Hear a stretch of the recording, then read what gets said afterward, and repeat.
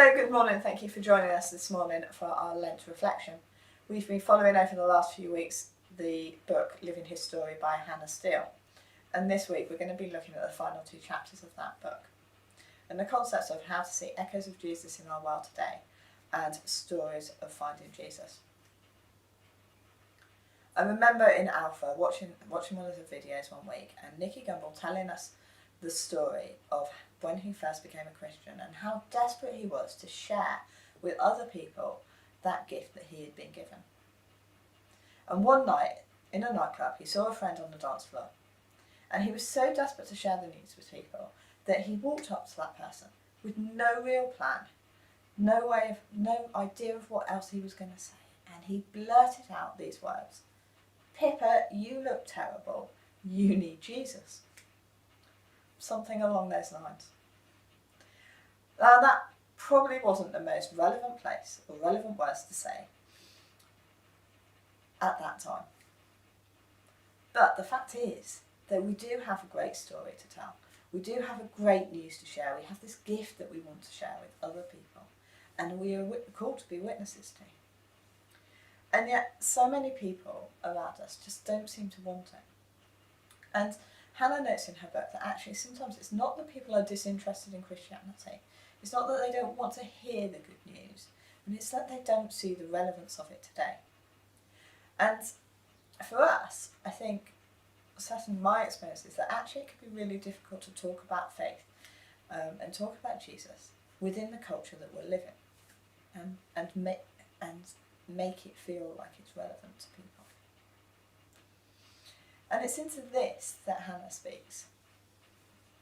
And what Hannah does is she helps us to explore the way that we can use the things that are around us, the things that we're reading, the things that we're watching on TV or the films that we're watching, to talk about the gospel and its relevance to life today for all of those people around us. And in order to do this, Hannah shares with us a model that Paul uses in Acts. And as she shares with that, she explains how we can apply that to today. And the model that Paul uses demonstrates a thoughtful gift-giving approach to sharing this gift that we have. And there's 4 steps to it. And I'm just going to read a couple of verses from Acts chapter 17. But I would recommend reading all of the verses, so verses 16 to 34 of chapter 17, when thinking about this in your own time. Verses 22 and 23 read, "Men of Athens, I perceive that in every way you are religious. For as I passed along and observed the objects of your worship, I found also an altar with this inscription: To the unknown God.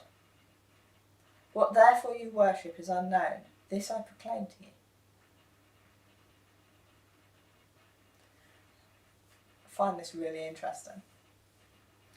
So the first step that Paul uses here to talk to the people of Athens is to look and listen. Before Paul spoke to them, before he uttered a word to them, he had walked around Athens and observed.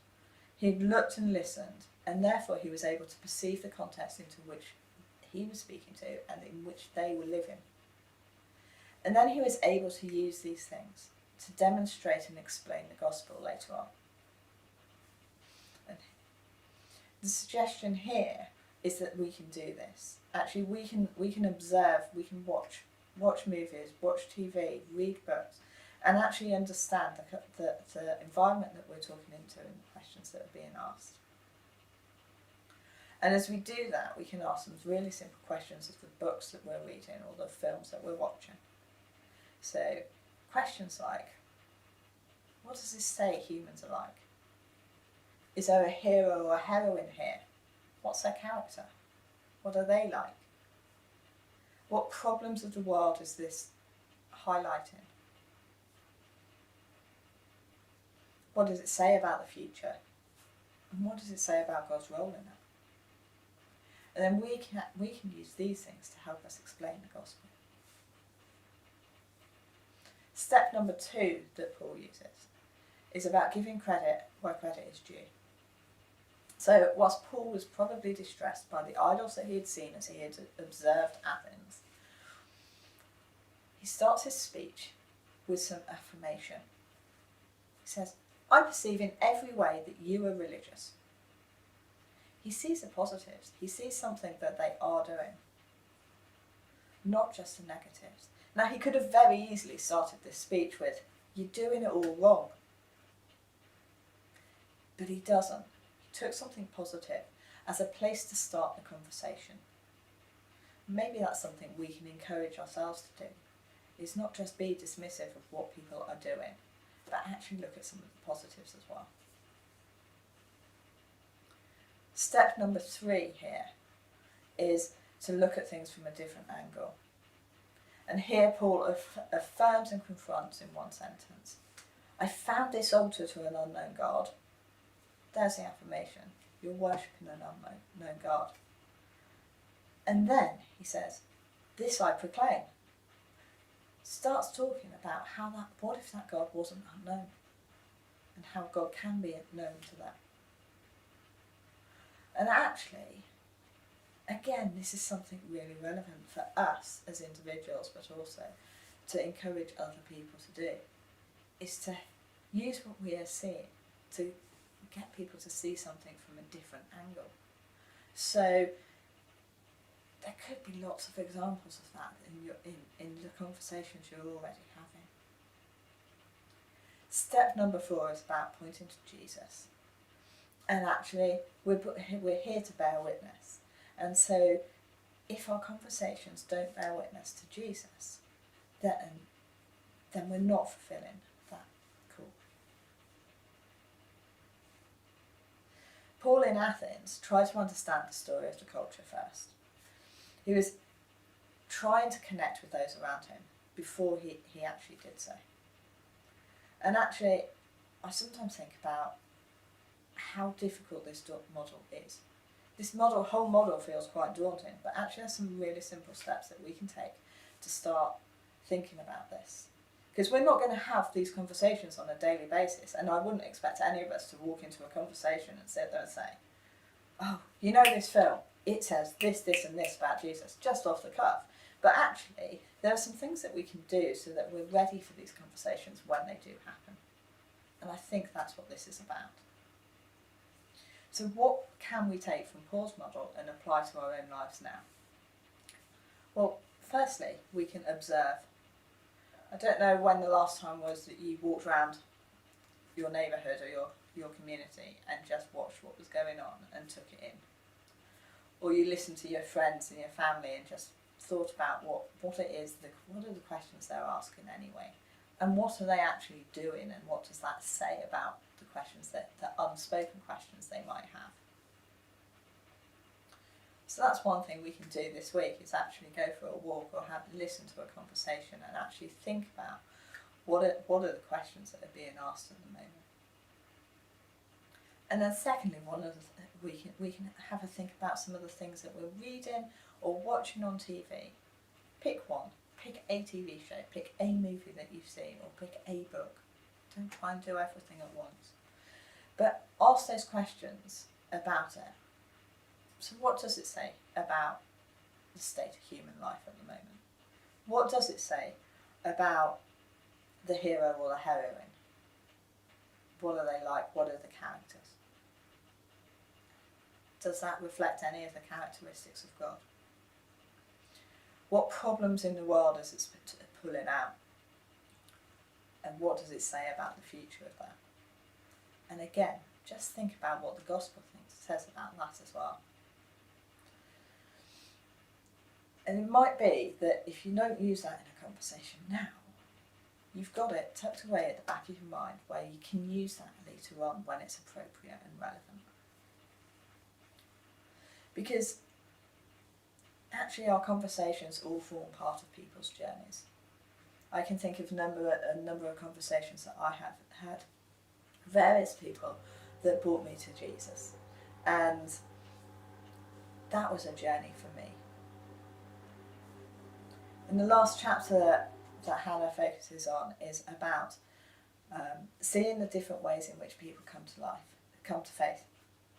and the implications of the things that we've talked about over the recent weeks on those experiences. So some people will have that experience of encountering Jesus almost instantaneously. The way they'll have that big bang moment, they'll have that one time and place that they will remember as being the place they met Jesus. In the way that Paul did on the road to Damascus, where it was an unforgettable encounter. For other people though, and probably for most of us, the experience will be more of an Emmaus Road journey. A journey that involves many influences and experiences. Those things that we've talked about in recent weeks. So how people have communicated, how people have shared stories with them, providing the relevance around the gospel. And that journey doesn't stop, does it? When we meet Jesus, it continues onwards.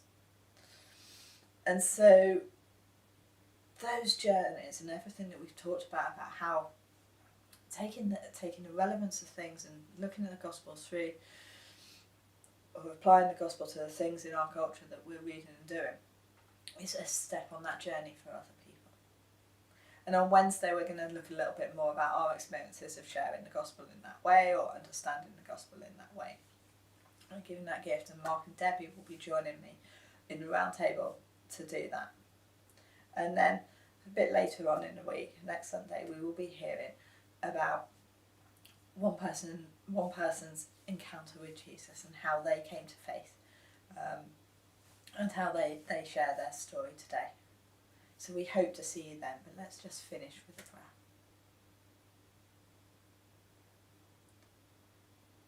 Father, we thank you for this amazing gift that we have to share with people. We thank you that we can share that. And Father, we ask that over this week that we might be able to start thinking about the relevance of that gift and the things that we are experiencing, and we just ask that you might show us yourself where you sit in these things, so that we can use those to be able to share your story and to live that out in our lives.